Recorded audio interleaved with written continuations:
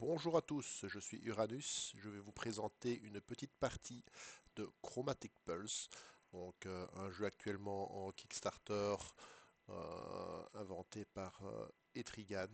Vous pourrez trouver beaucoup plus de détails sur ce jeu, sur sa chaîne YouTube, ainsi que tous les liens menant vers la campagne Kickstarter qui est actuellement en cours.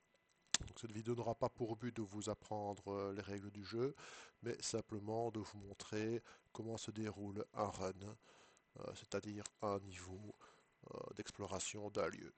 J'ai choisi ici le marché noir, qui est le lieu de base, qui normalement est le plus facile, et le lieu d'initiation, mais vous verrez que déjà ce niveau-là peut déjà donner du fil à retordre. Donc j'ai choisi le Ronin digital, la Ronin digitale. Il y a le maître de cette Ronin a été tuée par l'infâme Vulture qui dirige le marché noir. Elle a décidé donc de se mettre en quête de sa tête, compte le décapiter et ainsi laver son honneur. Donc on démarre au niveau 1. Donc voici la fiche basique du Ronin. Donc elle démarre avec 22 points de vie, une charge neuronale maximale de 8 et 10 néodollars. Elle démarre aussi avec sa capacité de base, le nouveau serment, qui lui permet de placer un dé sur cette capacité, de pouvoir le relancer et l'utiliser ailleurs. Le dé malheureusement restera bloqué pour un tour sur cette capacité. Cette capacité aussi a l'avantage d'améliorer le bouclier de ce personnage. En parlant de son bouclier, en début de tour, il lancera un D6. Ce sera sa valeur en bouclier.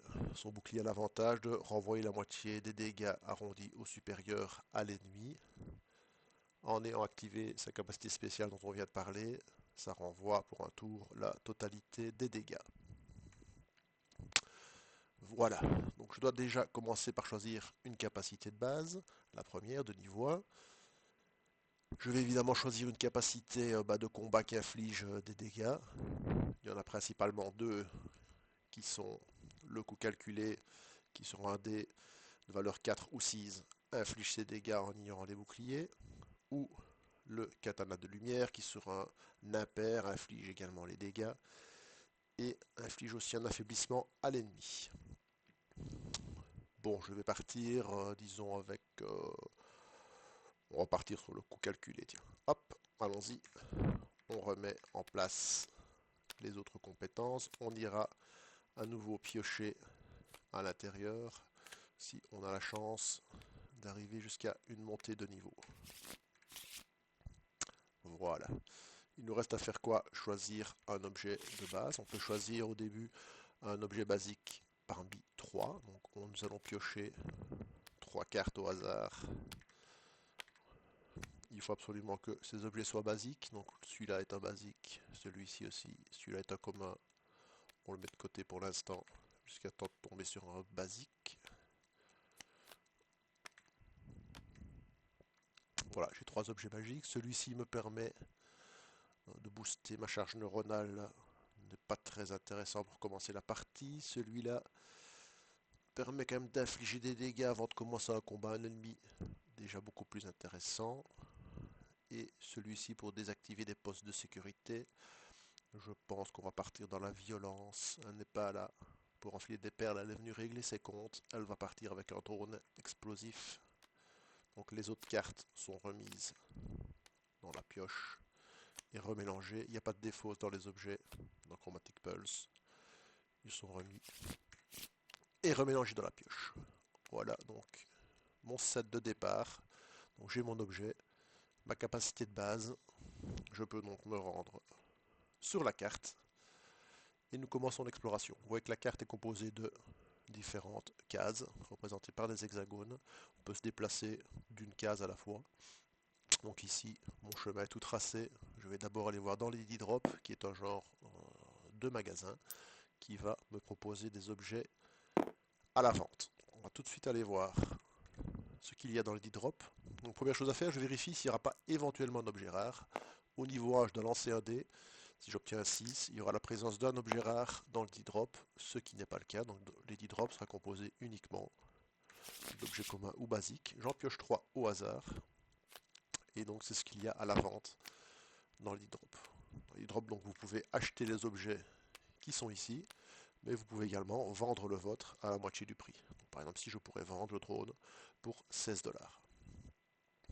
Pour l'instant, nous avons des bracelets de défense déflecteurs qui coûtent 28, un katana qui inflige des dégâts mais qui coûte 40, et un data cube qui est plutôt un objet pour explorer, qui coûte 30. Donc je n'ai pas les moyens pour l'instant de m'acheter quoi que ce soit.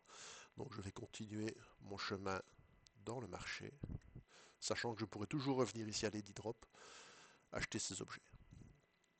La prochaine case, vous voyez, est entourée de rouge, est une case sécurisée, elle est sécurisée par la caméra. Pour l'instant, comme le marché est ouvert, je ne déclenche pas les cases sécurité, donc je peux m'y déplacer sans aucun problème, sans devoir lancer un dé de détection. Et là, j'arrive en face d'un ennemi, donc je vais aller voir sur le tableau des rencontres qui défend l'entrée du marché. Et je compte bien essayer de lui régler son compte afin de pouvoir avancer un peu plus avant. Comment ça marche? En fait, on va lancer ici les 2d6. On va vérifier par rapport au niveau dans lequel on est dans le marché. Donc ici le niveau 1. Sur la table ici, quel ennemi garde l'entrée du marché? Et là, notre premier jet est déjà assez catastrophique parce que c'est une prostituée menteuse qui garde l'entrée du marché. Prostituée menteuse qui, moi je vous le cache pas, ce sera pas possible de l'affronter ici au niveau 1. Ça mettrait fin directement à notre run. Ben, j'en profite justement de l'occasion pour vous expliquer ici les pulsations. Donc j'ai décidé de faire mon run au niveau normal. Donc, vous avez ici la possibilité d'avoir jusque 5 pulsations. Moi je joue au niveau normal, donc je n'ai droit qu'à 2 pulsations. Donc, en dépensant une, je pourrais éventuellement relancer les 2 dés ici euh, pour refaire un jet sur la table et rencontrer une autre créature. Ou alors je peux dépenser directement mes 2 pulsations. Et à ce moment-là, je peux choisir la phase d'un des 2 dés. Bon, ici je vais en dépenser qu'une pour relancer les 2 dés, espérant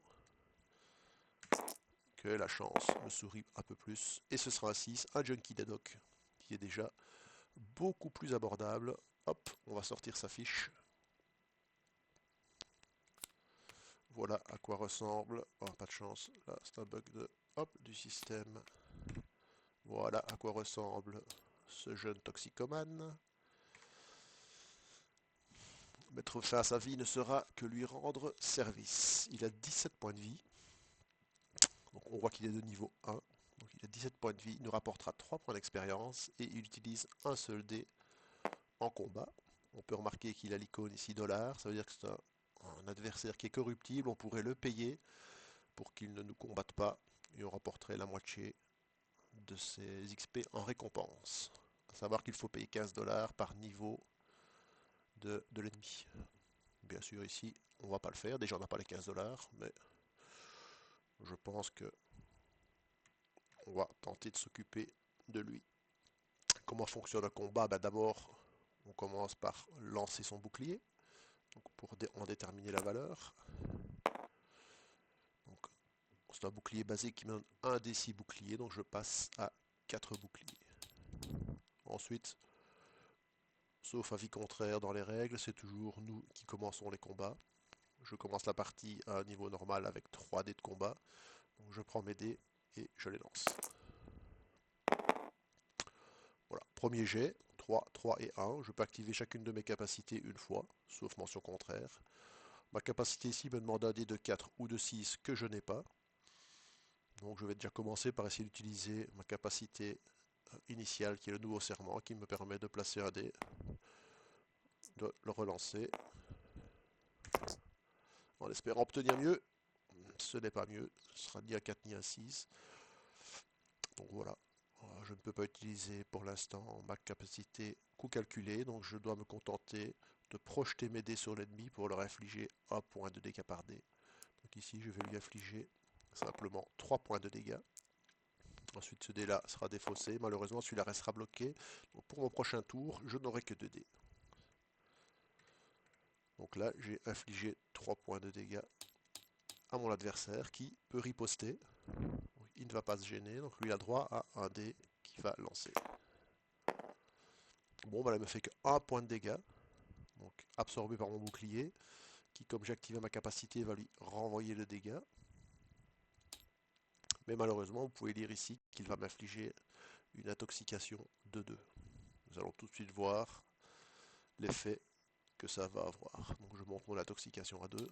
L'intoxication dit qu'au début de son tour, on subit en dégâts, en ignorant les boucliers, le niveau d'intoxication malheureusement, donc je subis 2 points de dégâts. Mon tour revient, donc je vais lancer malheureusement simplement ici 2 dés d'attaque, puisque celui-ci reste bloqué pour ce tour. Et là c'est beaucoup mieux, puisque vous voyez que j'obtiens un 6, qui me permet d'utiliser ma capacité de coup calculé. Donc ici dans Chromatic Pearl, chaque attaque est mise individuellement. C'est-à-dire qu'ici je vais lui d'abord infliger 6 points avec mon coup calculé, et ensuite je lui infligerai 1 point avec mon dégât projeté. Ce sont bien 2 attaques séparées. Ici ça n'a pas d'impact face à un junkie, mais ça peut en avoir sur d'autres. Donc ici je vais lui infliger 7 points de dégâts, et à la fin de mon tour ce dé là revient, et ce dé là est à nouveau disponible. Donc le junkie encaisse 1, 2, 3, 4, 5, 6, 7 points de dégâts. Et mon niveau d'intoxication en fin de tour diminue de 1. Revient à son tour, donc il va à nouveau m'attaquer, cette fois beaucoup plus fort, il m'affiche 5 points. Heureusement il me reste 3 boucliers, donc 3 points sont encaissés. 2 restants sont pris par moi. Mon bouclier a encaissé 3 points de dégâts, on se rappelle qu'il renvoie la moitié arrondie au supérieur à l'ennemi, donc il lui en renvoie 2. Et mon tour revient. Il m'a à nouveau intoxiqué avec sa seringue toxique, donc j'encaisse à nouveau 2 points de dégâts, et je peux l'attaquer. Donc on a vu qu'il ne lui restait plus tellement de points de vie, donc j'ai un 4. Je peux lui infliger 4 points de dégâts de ma capacité. Je peux lui infliger des dés projetés.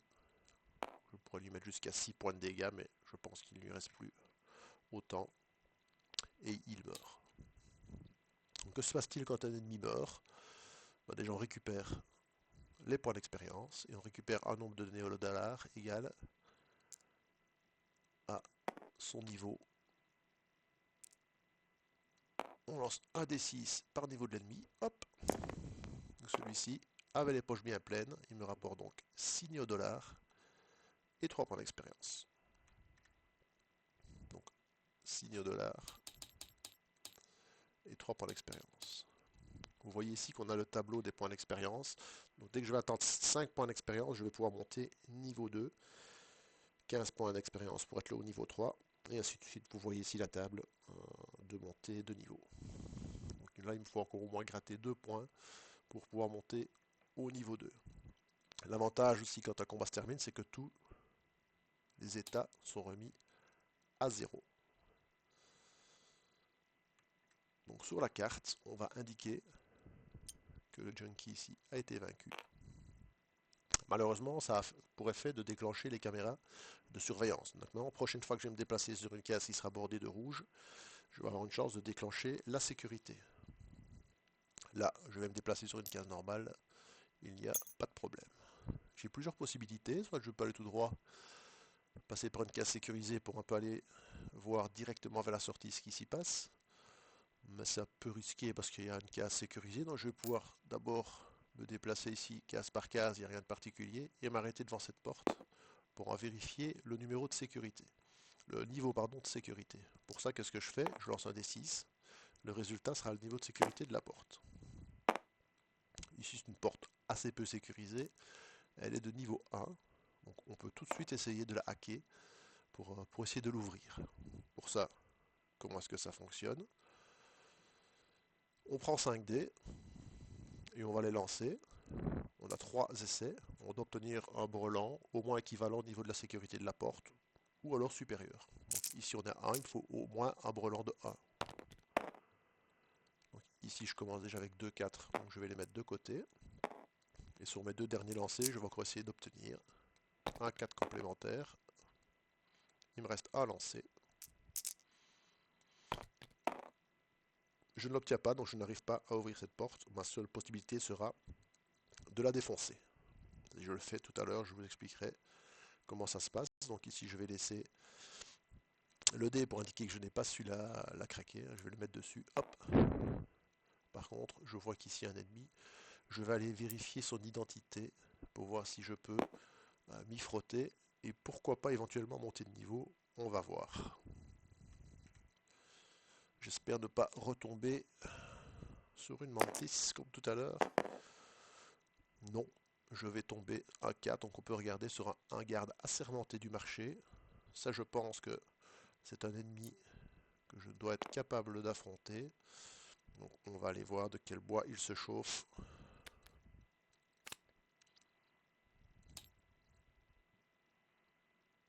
Le voilà. Donc on peut voir il est aussi corruptible, il est aussi de niveau 1. Par contre lui utilise 2 dés de combat. Il n'a aucune unité particulière et il a 17 points de vie. Donc on va essayer de se frotter à ce garde qui manifestement défend un terminal. Et comme tout à l'heure, pour commencer, nous allons vérifier notre bouclier qui cette fois est de 3. Et on va ouvrir les hostilités.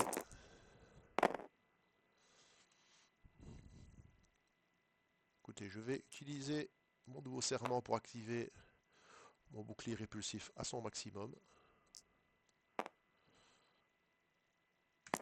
On ne sait jamais que je fasse un 6. Non. Bah, c'est pas grave, je vais quand même utiliser mon 4 ici pour lui infliger 4 points de dégâts. Et ces 2 dés là seront projetés, donc je lui infligerai un total de 6 dégâts. Donc ce dé là est remis de côté, celui-là je le récupère, donc au prochain tour, je n'ai que 2 dés. Et le garde subit 6 dégâts. À lui de s'activer. Il fait un double 3. Donc, première chose, il va se mettre férocité de 1 à 3. Donc, férocité 3. Ça veut dire quoi? Ça veut dire qu'il va augmenter ses dégâts de 3. Ben, ça tombe bien, puisqu'il a la violence gratuite. Violence gratuite, il place un 3. Il peut placer n'importe quel dé, mais ici c'est un 3. Donc, il m'inflige 3 dégâts, qui sont augmentés de 3 à cause de sa férocité. Donc, il me met 6 dégâts. 3 sont absorbés par mes boucliers. Et j'en encaisse 3. Ayant activé ma capacité spéciale de Ronin, les 3 dégâts absorbés par les boucliers lui sont renvoyés.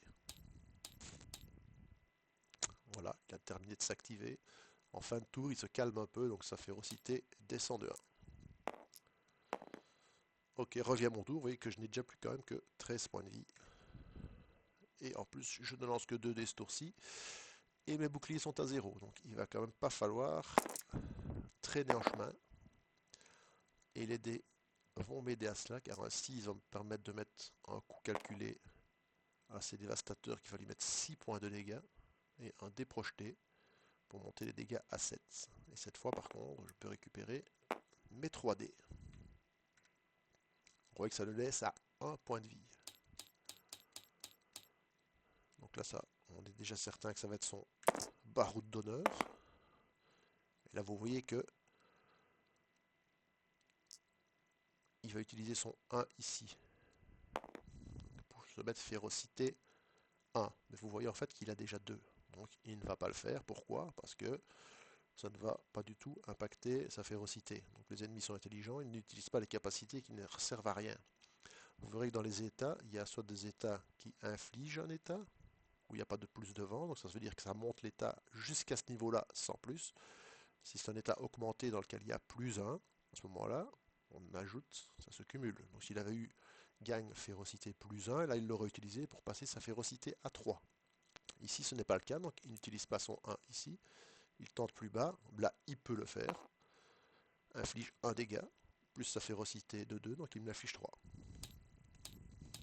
Il lui reste un dé qui ne sait pas quoi faire avec. Et ben il va me le projeter pour me faire un dégât. Il fait comme nous. Maintenant sa férocité redescend de 1.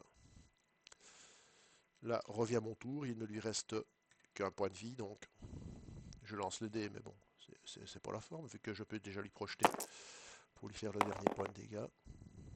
Ça tombe bien, de toute façon, je ne savais rien activer, donc je le tue en simplement lui projetant mes dés.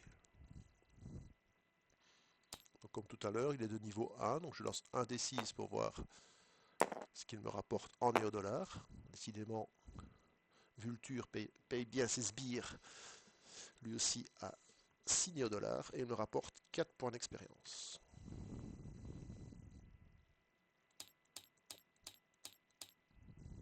Donc me voilà à 7. Si on se rappelle tout à l'heure, sur notre fiche ici, 7 points d'expérience, donc j'ai passé les 5 points. Je monte niveau 2. Donc ici, niveau impair, il ne va pas se passer grand-chose. Je vais juste gagner un point de vie, parce que de niveau 1 à 5, on gagne un point de vie par niveau.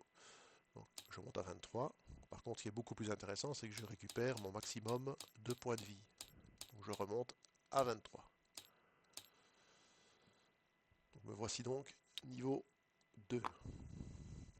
Donc, j'ai 22 néolodars et je n'ai apparemment toujours rien, parce que le katana m'intéresse, mais il coûte 40. Le bracelet déflecteur coûte 28. Donc, je n'ai toujours pas les moyens pour l'instant de m'acheter quoi que ce soit. Donc je vais continuer mon investigation en indiquant que le garde ici est mort.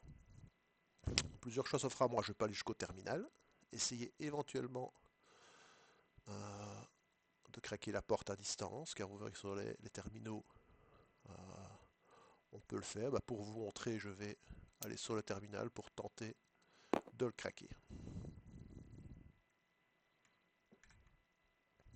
Donc, à quoi? Qu'est-ce qu'il faut faire avec un terminal? Ben, c'est comme pour craquer une porte. On va lancer 5 dés, on a 3 essais, il faut obtenir une combinaison. Voici les combinaisons. La petite suite qui permet d'ouvrir une porte.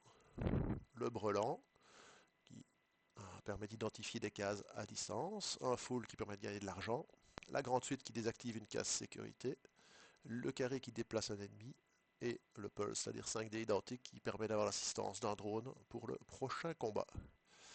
Bon, si on rate son hacking, évidemment, on va subir malheureusement des dégâts et ça renforcera la sécurité du lieu complet. Et si on le réussit, on va gagner 2 points d'expérience. On va essayer de le hacker.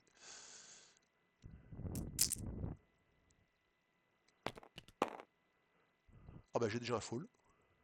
C'est pas mal. Qu'est-ce que ça nous raconte le full? Ah bah avec le full, écoutez, je vais prendre. Donc je hack le terminal, ça va me faire 2 points d'expérience et je vais gagner 3 des signes au dollar. Je détourne un peu l'argent de Vulture gagné. De toute façon, il a quand même détroussé des gens. Donc je gagne 8 dollars et 2 points d'expérience. Je monte à 30. Et 2 points d'expérience. Donc vous voyez qu'à dans 10 dollars, je vais pouvoir m'acheter le katana qui m'intéresse. Je vais aller indiquer sur la carte. Je vais me redéplacer. De toute façon, je peux me remettre jusque là. Que ce terminal est hacké. Parce qu'on peut évidemment hacker qu'une seule fois un terminal. Bien, je vais vous montrer peut-être maintenant comment on fait pour passer une porte que nous ne sommes pas parvenus à hacker. Pour cela, il faut la détruire. Bon, ce n'est pas sans risque, car forcément, ça fait venir 2 drones de combat. Comment fonctionnent les drones? On a une carte ici. Vous voyez que pour générer le drone de combat, on regarde cette petite carte. Vous voyez qu'au niveau 1, on va lancer 2d6. De 2 à 9, ce sera un drone type Neonwing. Et de 10 à 12, un drone type Pulse Hunter. Allons-y. 2 jets pour voir le type de drone. Hop là. Pardon. Hop. À 7, un Neonwing. Et à 8, je pense que c'est aussi. Donc ce sera 2 Neonwing. Donc voilà à quoi ressemblent les Neonwing. Ils sont très simples. Ils ont 8 points de vie. Ils lancent un dé et ils infligent la valeur du dé en dégâts. Ils se comportent comme des ennemis ordinaires. Je vais utiliser ici les 2 compteurs dont j'ai pas besoin pour l'instant pour compter leurs points de vie. Et je vais, comme d'habitude, lancer mon bouclier en début de combat Je suis à 4. Et comme d'habitude, c'est moi qui ouvre les hostilités. C'est très bien. Donc, je peux mettre mon 6 ici pour pouvoir activer ici mon bouclier avec une réflexion maximale des dégâts. Je vais mettre le dé ici. Je peux relancer un dé et l'affecter, mais ce sera d'office un dé projeté parce que je n'ai qu'une compétence. Donc je vais affliger 6, 7, 8 points de dégâts et déjà en tuer 1. Évidemment, pour le prochain tour, je n'aurai que 2 dés. Donc il reste un seul Nightwing. On se rappelle qu'il ne lance qu'un dé. Ah, il est fâché. Il m'inflige directement le max 6 points de dégâts.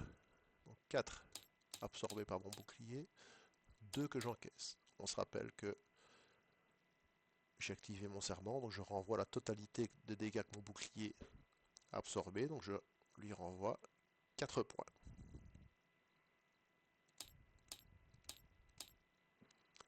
Donc, revient mon tour avec 2 dés. Malheureusement, je ne lui ferai pas plus que 2 dés projetés, donc c'est-à-dire 2 points de dégâts, et je vais pouvoir récupérer ceci, et c'est à lui. Voilà, lui me fait encore un gros dégât, donc 5 points. 1, 2, 3, 4, 5. Là, malheureusement, je n'ai plus de bouclier pour me protéger. Et là, je vais pouvoir l'achever, puisqu'il n'a plus que 2 points de vie. Voilà, je mets fin à la vie de ce deuxième drone. Et j'ai forcé la porte. Vous voyez que ces drones me rapportent 1 point d'expérience chacun. Donc je suis à 11. Vous voyez que je suis à 4 points de pouvoir passer niveau 3. Donc, sur la map, je peux enlever ceci. Je vais indiquer sur la porte qu'elle a été ouverte. Et derrière se cache encore un vil séide de Vulture. Allons voir qui c'est.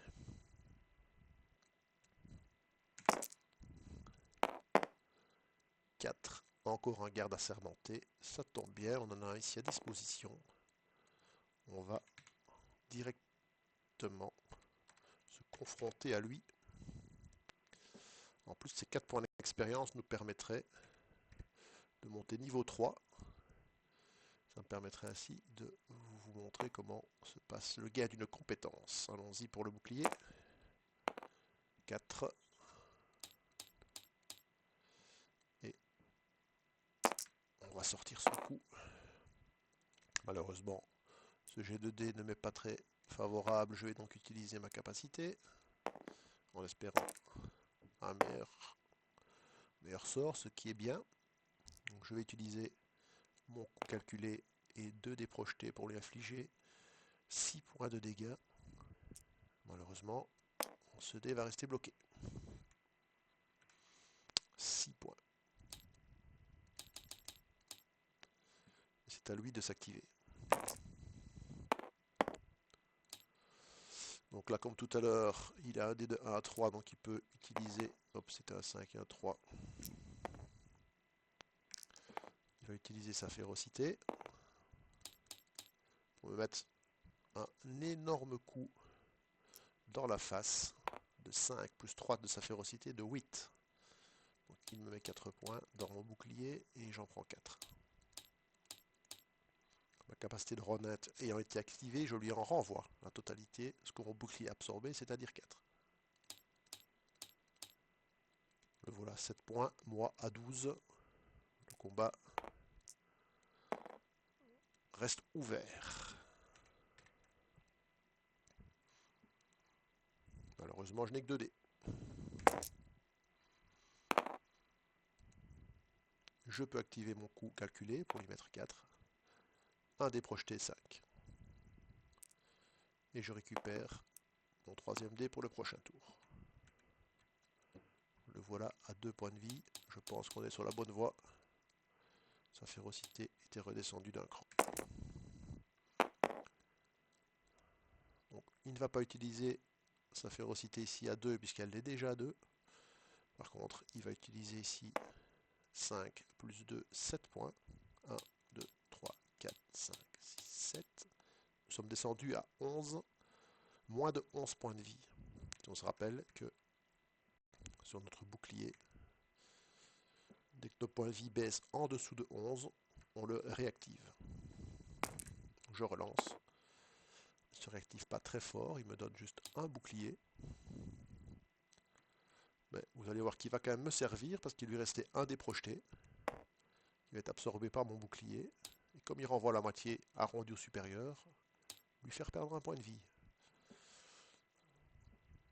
Ce garde n'ayant plus qu'un point de vie va mourir automatiquement puisqu'il me reste 3 dés.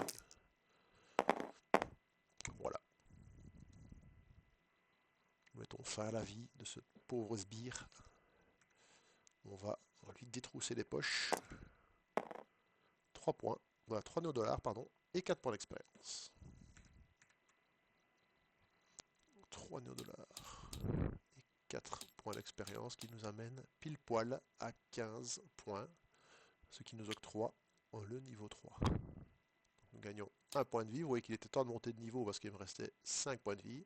Grâce à ça, je remonte à mon maximum, 24. Et on va pouvoir choisir une nouvelle compétence étant donné qu'on est sur un niveau impair. Donc, obligatoirement, je dois prendre une compétence de ma classe, c'est-à-dire le Ronin, je mélange, je la prends au hasard. Ensuite, je peux prendre dans ces deux paquets, je vais choisir le Neon Gunner parce que je l'aime bien. Et je regarde ces deux compétences. Alors, j'ai un hologramme d'ombre. Donc c'est un allié en fait, ça va me permettre de créer un double de moi-même qui pourrait encaisser les dégâts à ma place, ce qui est fort intéressant. Et une visée augmentée qui me permet de placer un dé pair pour relancer jusqu'à 2 dés. Le dé pair ça m'intéresse pas trop parce que j'ai déjà ici un 4-6, donc ça risquerait de faire doublon. Je vais prendre la capacité du Ronin. Je vais prendre l'hologramme. Voilà donc avec maintenant 2 capacités activables à mon tour. Et nous allons continuer notre exploration. Ceci pour montrer que le monstre est battu. Et on va aller voir. Notre ami ici défendait un dépôt. Donc, on va aller voir ce que contient le dépôt. Donc, pour le dépôt, il y a une carte d'aide ici.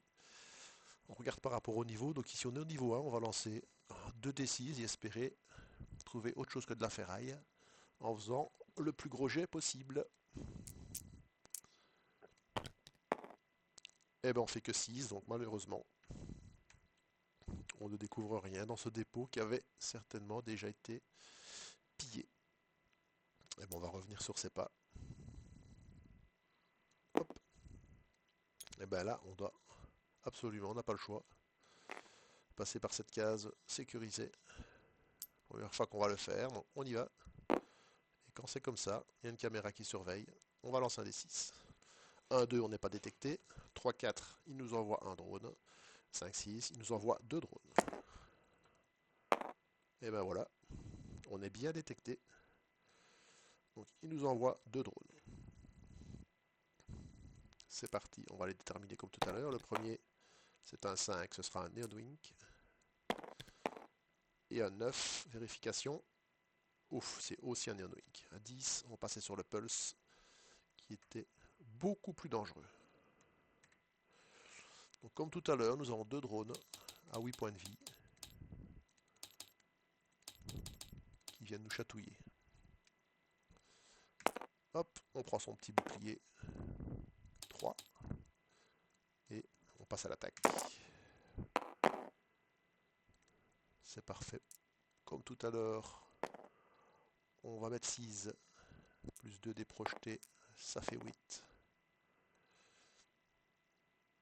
On va mettre fin à la vie. Je ne vais pas utiliser ma capacité pour garder mes 3 dés pour le prochain tour. Donc comme ça, je récupère mon dé. J'ai quand même qu'un seul Neodwing qui reste pour attaquer. Vous voyez, il fait pas beaucoup de dégâts sur cette attaque, donc il ne m'en inflige que 2 que j'encaisse dans mes boucliers, qui lui renvoie la moitié, donc 1 point de dégâts pour lui. Mon tour revient. Et ben c'est parfait. Comme tout à l'heure. Oups là, pardon. Comme tout à l'heure, je lui mets 6. Plus 2 dés projetés, 8. Bon, les 2 dés en wing n'ont pas fait long feu face. Ah, il y a la Ronin. Extrêmement fâché. Qui les tue et qui gagne 2 pour l'expérience. Hops. Ok, je pense que tout à l'heure, j'ai peut-être même oublié mes 2 points d'expérience du hacking de mon terminal, mais c'est pas bien grave. Je ferai 100. Je vise pour l'instant les 30 points pour monter au niveau suivant. De nouveau, ici, je pense que donc je vais indiquer que cette case ici a déjà été activée. Comme ça, je sais avec la caméra, je peux repasser dessus, ne se déclenchera plus. J'ai un terminal, mais je ne vais pas l'utiliser tout de suite. Je vais d'abord aller voir qui se cache ici.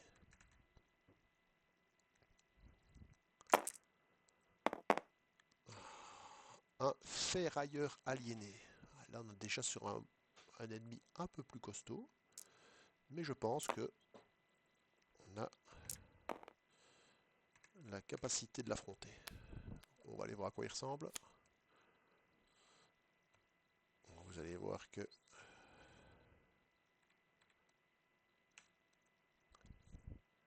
il n'est pas spécialement joli.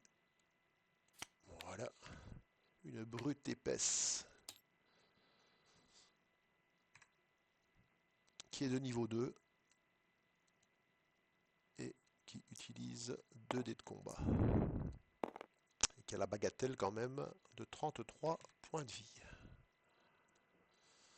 Bien. Il va falloir un petit peu plus s'accrocher. On va espérer avoir un petit peu de bouclier. Oh, c'est parfait ça. On a notre bouclier maximum à 6. Bon, est-ce qu'on lui lancerait avant de l'affronter la grenade? Je ne pense pas. On pense qu'on va essayer de l'affronter comme ça. Il nous manque combien de points? Ouais, quand même, on va voir. C'est parti.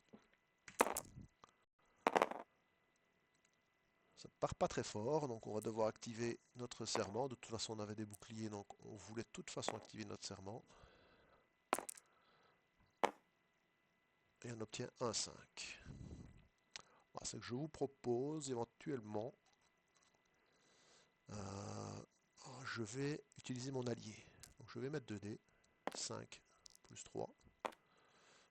Je vais utiliser un D20 pour marquer ses points de vie. Donc il a 8 points de vie, donc en fait c'est une image de moi-même. Et je pourrais lui attribuer les attaques que va infliger au cours du combat notre ennemi. Donc ce dé-là est défaussé, ce dé-là est récupéré, et je peux juste alors lui mettre un dégât projeté, et je n'aurai que 2 dés au prochain tour. Donc vous voyez que là, je l'égratigne. C'est à lui. Il a à peine remarqué que j'étais là.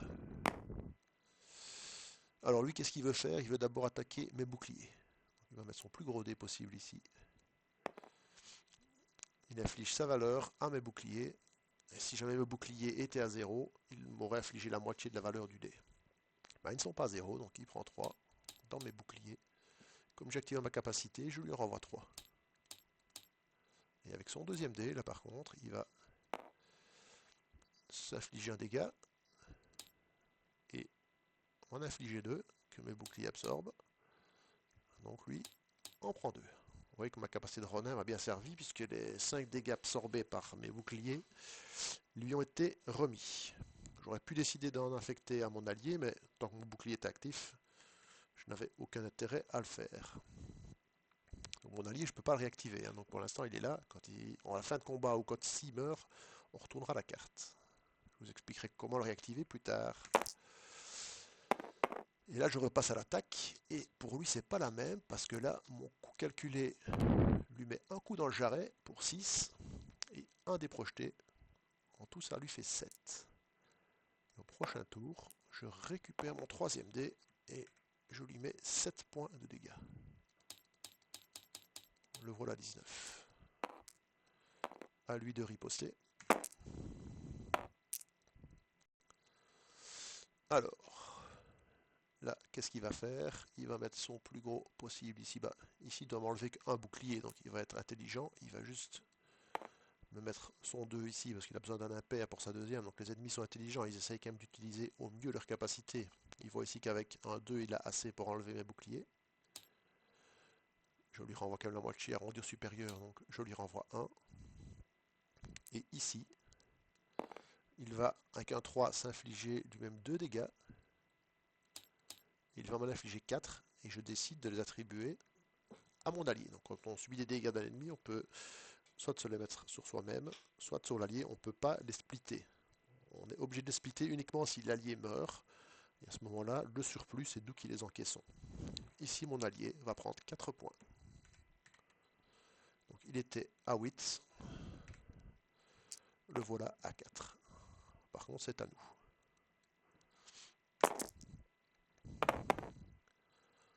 Voilà un très beau jet. Donc je vais lui mettre, comme tout à l'heure, mes 6 points. Et 2 dés projetés. Je vais lui mettre 8 points de dégâts. Si j'arrive à lui mettre la même au prochain, je le coucherai. Mais c'est à lui, malheureusement. Vous voyez qu'il n'est pas arrivé encore à m'entamer pour l'instant.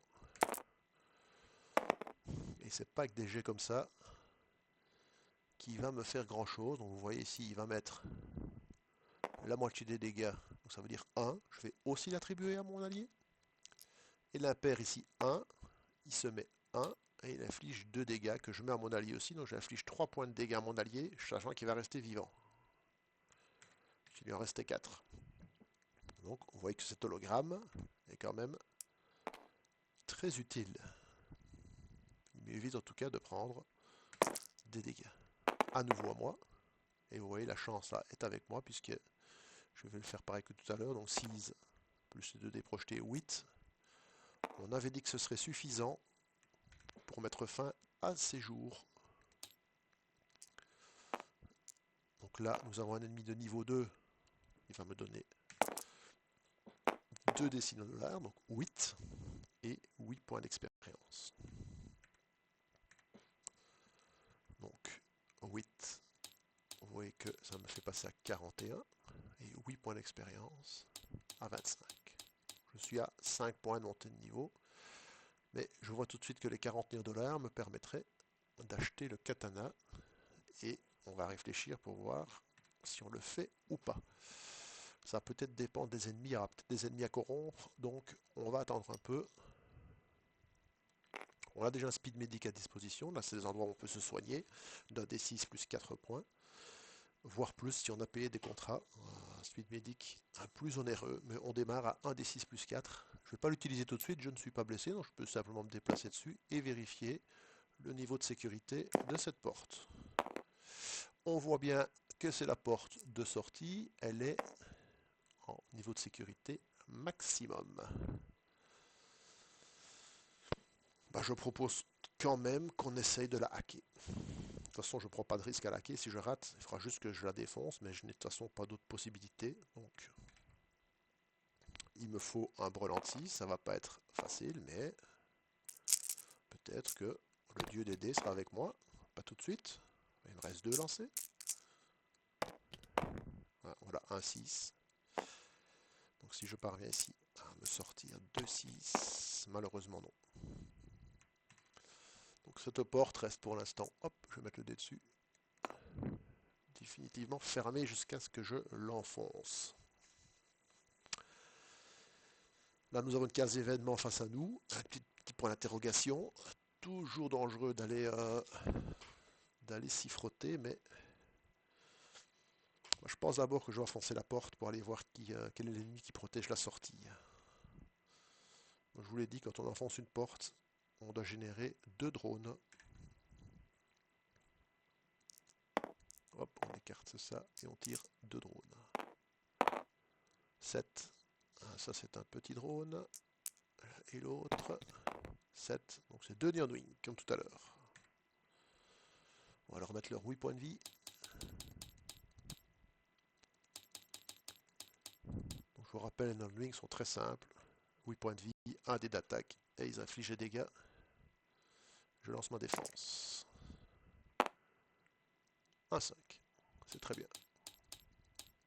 Ça me protégera quand même de pas mal de dégâts. Donc ce que j'ai oublié de faire aussi, c'est qu'en fin de combat tout à l'heure, je dois enlever mon dé ici et retourner ma carte. Lui ne sera plus disponible. Il ne sera disponible que quand je changerai, quand je passerai au niveau 2 du marché, ou si je trouve des cases de safety place, comme on appelle ça, ou alors je peux rappeler mes alliés, mais pour l'instant, il n'est plus disponible. Donc là, on est parti pour affronter nos deux petits drones, qui j'espère, voilà, ne feront pas long feu. Le premier est déjà mort puisque je l'affiche 6 plus 2, 8. Avec mes 5 boucliers, je ne crains pas grand chose de l'autre, qui va faire son attaque. Oui, il me fait 4. Donc, mon bouclier encaisse tout. Et lui en renvoie la moitié, donc 2. Comme je n'ai pas utilisé ma capacité, ce n'est que la moitié. À moi, revient mon tour.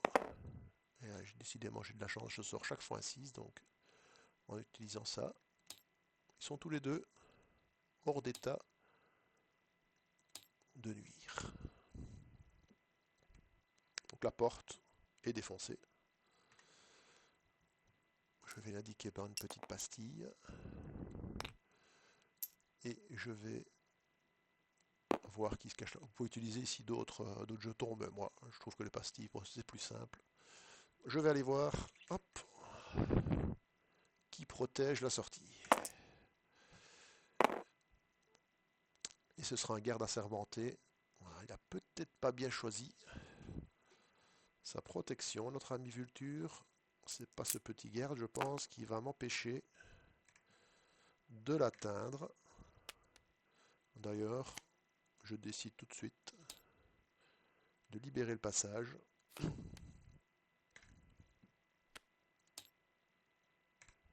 Donc là, on retrouve un ennemi de niveau 1. Je pense que il n'utilise qu'un dé.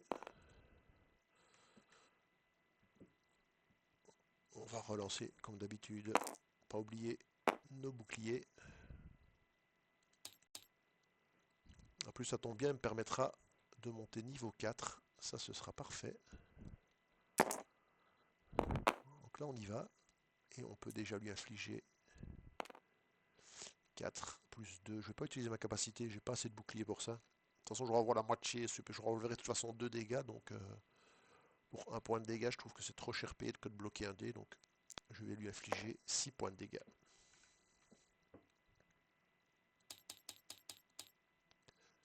Non, il a 2 dés, pardon. Hop. C'est parti pour lui. En gros, il ne peut pas utiliser sa férocité. Il a fait des jets trop gros. D'ailleurs, elle ne sait plus là sa férocité. Il va quand même me mettre 6 points. Donc 3 absorbés par mes boucliers et 3 pour moi. Donc, comme j'ai dit tout à l'heure, mon bouclier lui renvoie 2 points. Et celui-là, il va le projeter pour me faire 1. Donc il n'a plus que 9 points de vie. Malheureusement, ce sera trop pour moi pour pouvoir le finir.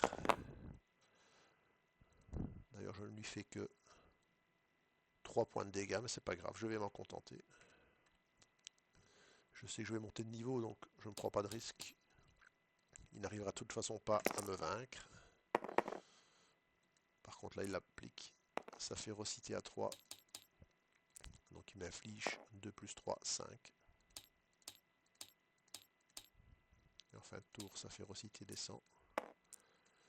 Et là, il n'a plus que 6 points de vie, donc j'espère avoir un peu de chance pour en finir.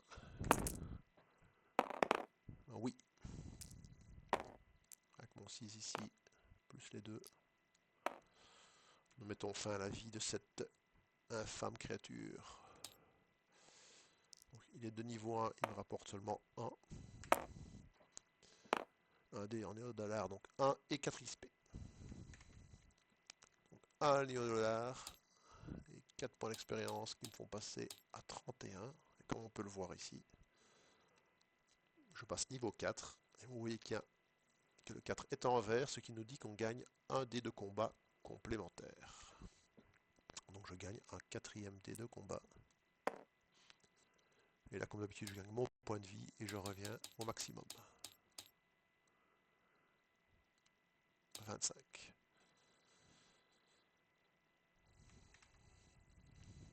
Donc la voie est libre, je pourrais décider déjà de passer au niveau 2 du marché noir, mais avant, j'aimerais quand même bien, je prends des risques, mais bon, j'aimerais bien d'abord en repasser par ici, hop, hop. J'aimerais bien retourner à Lady Drop, par contre, je dois passer par la case sécurisée ici, et on va voir si elle me repère. 4. Ça va, 4, ça veut dire qu'elle ne m'envoie qu'un seul drone. Et on va tout de suite aller le générer ici. Ça va, 5, c'est un Neonwing. Ça ne me posera, à mon niveau, un seul Neonwing ne me posera plus aucun problème avec ces 8 petits points de vie. Avec un bouclier à 4, je pense que ce pauvre drone, voilà, va mourir. Je lui inflige 9 points de dégâts. Il me donne juste un petit point d'expérience. Donc là, vous voyez que maintenant, je peux atteindre Lady Drop. Indiquer simplement ici que là, c'est activé. Et je vais, oh pardon, dépenser donc 40 $. Donc je vais tomber à 2 $.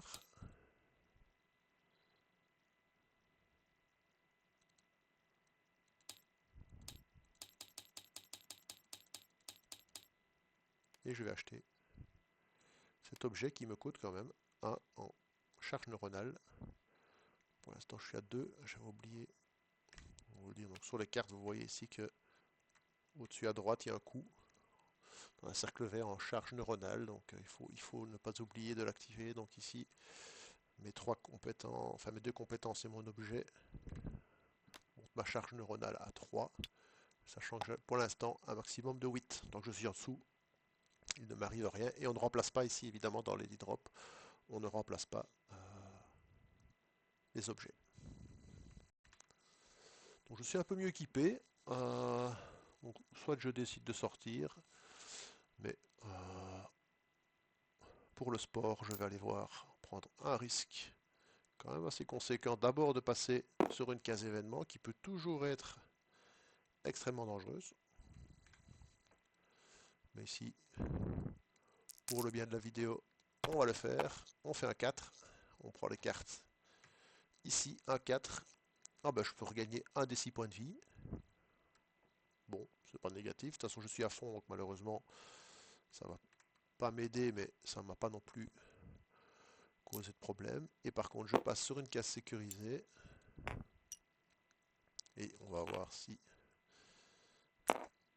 la sécurité m'a repéré. Oui, mais un seul drone. De quel type? Ah, vous allez pouvoir voir un petit pulse. J'ai fait un 12. Donc vous allez voir le Pulse Center qui est un peu plus ennuyant, mais heureusement il est seul. Mais je vous présente tout de suite le Pulse Center qui lui a 22 points de vie, lance 2 dés sur un résultat impair, enfin pardon, sur un résultat pair, vous inflige sa valeur en dégâts, et sur un résultat impair, son blindage réactif lui permet de récupérer des points de vie. Donc vous voyez qu'il est déjà plus compliqué à battre. Ici ça va, je suis niveau 4 et il est tout seul, donc normalement je devrais pouvoir m'en débarrasser. Mais c'est tout de suite plus conséquent que le Neonwing. Hein. Donc 22 points de vie déjà. Donc rien que déjà ça, c'est pas la même. Par contre, je peux quand même activer mon bouclier ou magnifique un 6 et je peux entamer les hostilités. N'oublions pas maintenant que j'ai en plus un katana et on va tout de suite voir ce qu'il fait. Donc le katana, je peux mettre un dé de 1, 2 ou 3. Il inflige des dégâts de la valeur du dé et ignore tous les boucliers. Donc j'ai un 3, c'est parfait, je le mets. J'ai un 6, j'active mon coup fatal, donc voilà déjà que je mets 9 points de dégâts. Je vais utiliser ma capacité pour pouvoir mettre mon bouclier réflexif au maximum. Donc ici le lancer n'a pas d'importance, le dé va être projeté. Donc voilà, j'inflige 6, plus 3, 9, 10, 11. Donc Normalement, c'est un, comme je rappelle, un dégât à la fois, mais ici je cumule vu qu'il n'y a pas de contre-indication. Donc je enlève la moitié de ses points de vie. Ce délai retiré et je récupère mes 2 dés. Et c'est à lui. N'oublions pas que le Pulse danse 2 dés. On va dire qu'ils n'ont pas roulé là. Voilà. Ouf. Mais malheureusement pour lui, il fait 2 dés impairs à 1. C'est-à-dire qu'il se soigne de 1. Et l'autre dé, bah, il le projette. Malheureusement, c'est mon bouclier qui le prend. Et il se reprend le 1. Donc en fait, ce Pulse Center, à mon avis, il n'a plus de batterie. Et c'est à moi que mets seulement mes 3 dés. Mais ce qui est quand même intéressant, puisque je vais mettre mon 6 ici. Voilà, et mon katana, il commence, il est déjà plus intéressant que mes dés projetés. Il fait plus de dégâts, donc ça fait 8, plus 1, 9. Donc je laisse le Pulse Center à 2 points de vie. Il a encore une chance d'attaquer. Là, quand même, il se réveille. Parce qu'il va me mettre 6 de dégâts. Et malheureusement pour lui, il va venir se suicider sur mes boucliers. Donc 1, 2, 3, 4, 5. J'en encaisse 1. Mais je lui renvoie 3. Donc il n'a même pas le temps d'utiliser son deuxième dé. Qu'il est détruit. Il me rapporte 3 points.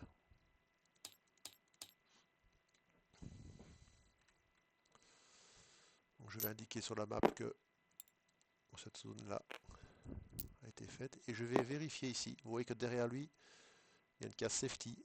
Si je parviens à atteindre cette case, je pourrais réactiver mon allié. Ici, j'en ai pas vraiment besoin parce que je peux atteindre la case exit. Et sur la case exit, je peux aussi le faire. Mais c'est pour vous expliquer ici, dans cette vidéo, comment ça fonctionne. Ben, faut-il d'abord que l'ennemi présent soit à ma portée. 11, un flic corrompu. Je pense malheureusement qu'un flic corrompu est un peu trop puissant pour moi actuellement. Mais peut-être que pour le bien de la vidéo, je vais quand même l'affronter juste pour vous montrer. Sinon, ben voilà, je quittais simplement le niveau et je passais au level 2. Mais ici, pour vous montrer peut-être un monstre, un ennemi un peu plus costaud, je vais vous simuler le combat face à ce flic corrompu. Donc déjà, je pourrais l'acheter si j'avais les moyens. Si j'avais 45 néo-dollars, je pourrais le corrompre et m'en débarrasser. Il me rapporterait la moitié de ses XP. Mais ici, on va l'affronter. Vous voyez qu'il a 3D. Et qu'il a quand même la bagatelle de 60 points de vie.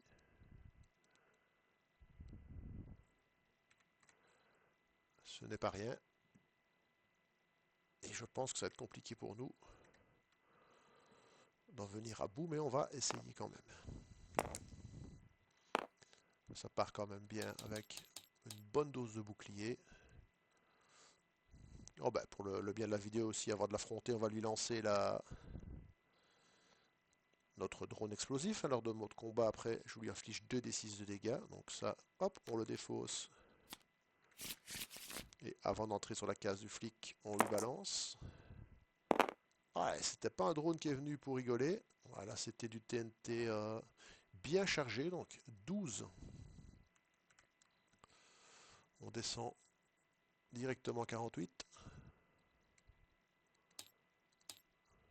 Là, le drone, vous voyez que les objets ont quand même une importance certaine. Et on va l'attaquer. Voilà, on est déjà très content des résultats puisqu'on peut mettre toutes nos compétences en action. Et comme on a 6 boucliers, on va activer, même si c'est pour rien, ceci et le laisser bloquer. Et normalement, je dois représenter ça par un dé temporaire. Donc, je lui inflige 6, plus 3, 9, plus 2, 11 points. Et je récupère seulement 2 dés. On voit que là, le combat pour moi commence bien.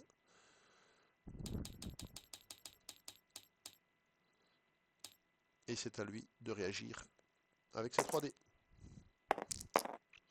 Vous voyez sa première capacité, en fait, c'est pour l'immuniser au choc. Vous voyez, comme il n'a pas beaucoup de dés, les tas de choc, ça met des dés de côté, ça paralyse certains dés. Donc lui, il va s'immuniser à ça grâce à sa tenue isolante. Bon, contre moi, ça ne lui apportera rien parce que je n'ai rien qui inflige choc, mais il y a plein de choses qui infligent choc dans le jeu, donc il s'immunise à ça. Ensuite, comme c'est un pleutre, il commence toujours par se mettre des boucliers. 1, 2, 3 et 4 points de bouclier. Et ensuite, là, vous voyez, comme ça, hop, 3, 4, 5, peu importe ce qu'il met, il vous inflige 5 points. C'est le bouclier qui encaisse. Et du coup, qui lui renvoie?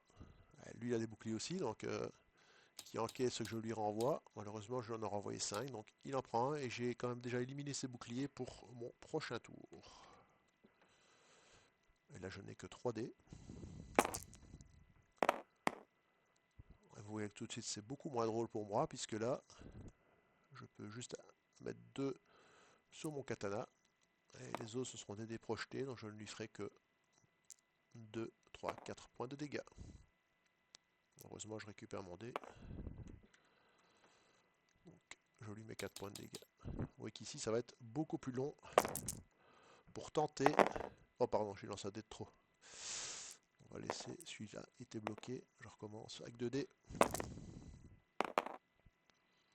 Donc, il va se remettre du bouclier. Vous allez voir que c'est un ennemi assez pénible parce qu'en permanence, il va se mettre des boucliers. Donc, je vais avoir beaucoup de difficultés à le battre à mon niveau. Donc, un bouclier, je lui renvoie et il m'en remet 4. Faut pas aller affronter ce type d'ennemi-là tant que vous n'êtes pas un peu mieux équipé. Moi ici, c'était vraiment pour vous montrer un peu. On a déjà un jet de dés un peu mieux, donc je vais pouvoir lui mettre 6, 7, 8, plus mes 2 dés projetés. Donc je vais pouvoir lui mettre 10 points de dégâts. Donc il en encaisse déjà 3 ici. Donc je lui en mets 7. Vous voyez quand même que... Donc pas oublier que son 1 là est calé, donc il n'a plus que 2 dés. Voilà, par contre, vous voyez comme il se protège comme un fou furieux. Avec 6 boucliers, et là, à nouveau, il m'en renvoie qu'un. Donc petit à petit, il va comme ça me tailler. Me tailler en miettes. Là, je vais quand même pouvoir activer ça pour lui mettre quand même 7 à 9. Mais avec son énorme bouclier, vous allez voir tout de suite, ça va pas lui faire grand chose. Donc 9.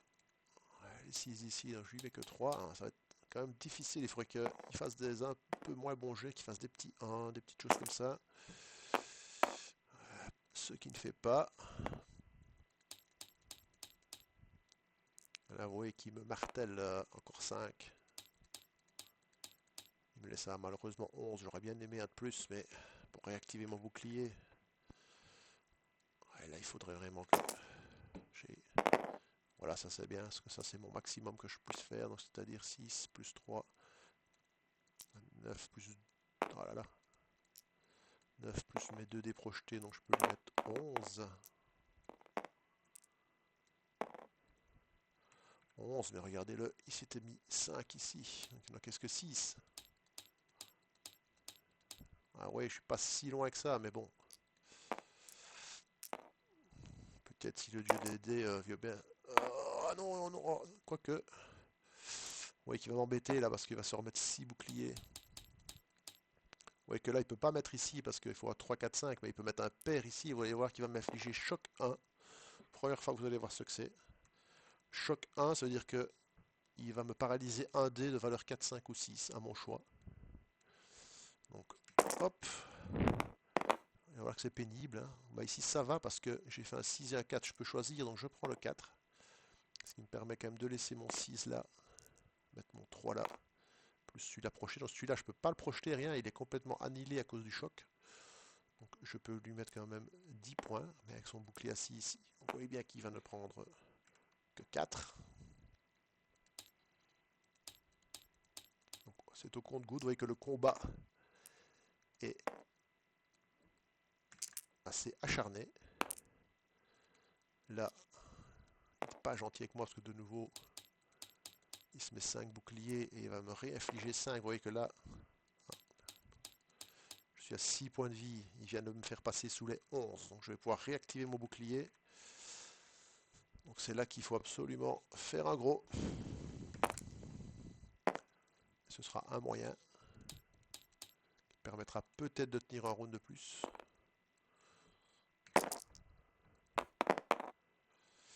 Là, je fais un peu moins de dégâts malheureusement. Je n'y fais que 6, que 8. Et vous voyez une fois de plus que son bouclier là lui a fait vraiment tenir 1, 2, 3. On n'était plus qu'à 9. Vous voyez que on était quand même pas loin.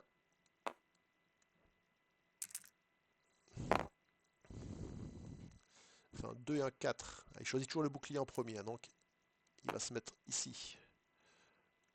Un maximum de bouclier. Et son 2, il va l'utiliser là. Oui, il ne me fait pas de dégâts ce tour-ci, donc c'est bien. Et par contre, il me met en choc. Donc, comme tout à l'heure, je vais devoir retirer un dé.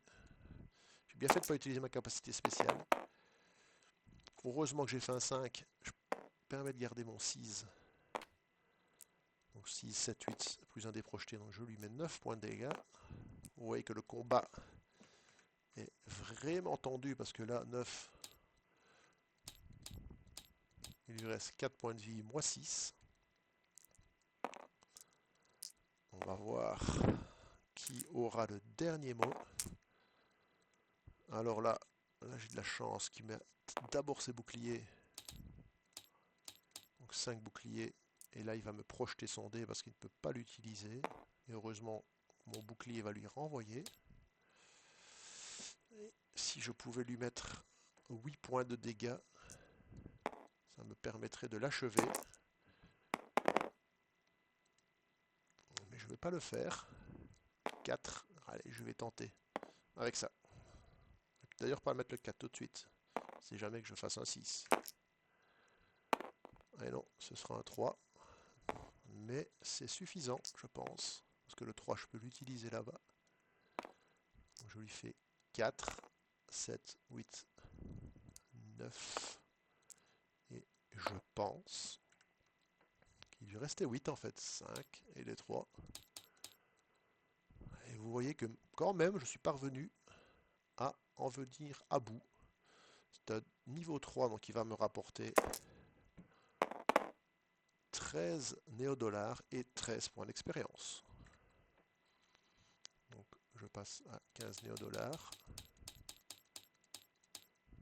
et 13 points d'expérience. Je passe à 48 points. Donc vous voyez que je ne suis plus qu'à 2 points de monter niveau 5. Ce qui est très bien pour descendre au niveau suivant. On voit ici que j'ai accès au safety. Donc le safety me permet de réactiver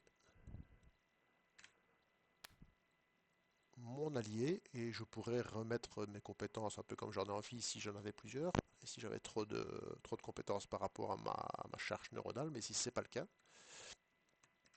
Et vous voyez qu'ici, je vais peut-être aller essayer de gratter mes points d'expérience qui me manquent. Le speed medic, je ne l'ai pas utilisé. Je suis presque mort, donc je vais y aller. Me regagner un des 6 plus 4. Donc je vais me regagner 7 points de vie.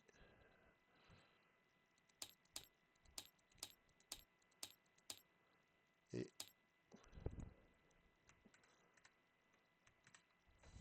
ici, puisqu'il me manque quelques points d'expérience, je peux aller hacker ce terminal que je n'ai pas encore fait. Et là, peu importe le résultat, j'aurai mes 2 points d'expérience. Et je pense que c'est ce qui me manque. Donc ici, je vais prendre mes 5D et je vais juste essayer de hacker le terminal, peu importe le résultat. Donc ici, j'ai 2, 3, 4. En plus, j'ai la grande suite. Donc, j'ai des meilleurs résultats possibles en 1D, c'est-à-dire que la grande suite, je pourrais carrément désactiver une case sécurité, mais ici ça ne met pas d'intérêt. Mon seul intérêt ici c'est de prendre les 2 points d'expérience. Ça, je vous montrerai le dernière montée de niveau. Donc je suis à 50 points, donc je suis niveau 5. Je remonte mes points de vie à fond, donc c'est parfait pour descendre au niveau suivant. Donc Vulture peut commencer à trembler. J'arrive en prenant... Ouais, je décide encore de prendre dans ces 2 paquets là. Ah là, j'ai une de mes compétences préférées pour... Alors on a sa posture défensive. Vous pouvez mettre un dé de valeur maximum 5 et vous gagnez le double en bouclier. C'est utilisable évidemment qu'une fois par combat puisque après on retourne la carte et le dé reste bloqué un tour. Mais avec la capacité du Ronin à renvoyer des dégâts, c'est une carte que j'utilise souvent et que si je devais continuer son run, je garderai. Voilà, j'espère que cette vidéo vous aura aidé. Je vous remercie.